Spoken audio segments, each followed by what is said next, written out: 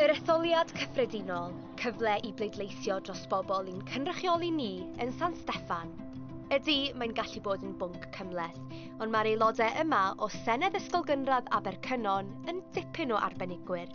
Pam ti'n 18 ti'n chi pleidlais am candidates sydd ti'n meddwl bod y gorau a fydd yn helpu pawb. Fe fydd yr ystafell yma yn cael ei defnyddio ar orffennaf y pedwerydd mwyn I bobl Abercynon bwrw eu pleidlais yn yr etholiad cyffredinol go iawn.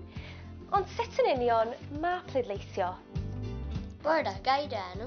Nad yw'r tri yma yn ddigon hen I bleidleisio mewn etholiad cyffredinol, eto, maen nhw wedi gwneud hynny mewn etholiad arbennig ar gyfer plant. Ac ar ôl cyrraedd yr orsaf bleidleisio, mae angen rhoi croes wrth enw'r person mae'n nhw am ei weld yn ennill. Ond pa fath o faterion sy'n bwysig i'r disgyblion yma? Cynhes yw'r byd, dwi'n meddwl bod am rai anifeiliaid bydd nhw'n diflannu. Y price am fyw, achos pan fi gweld y mam a dad fi yn siarad am fel dwi'n caru, a dwi'n mynd I cochi TV achos mae mor ddrud. Mae'n bwysig I gwrando ar lleisiau plant oherwydd mae'r llais ni yn bwysig iawn.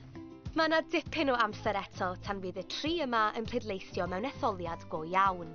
Ond am nawr, mae nhw am I wleidyddion wrando ar eu lleisiau nhw.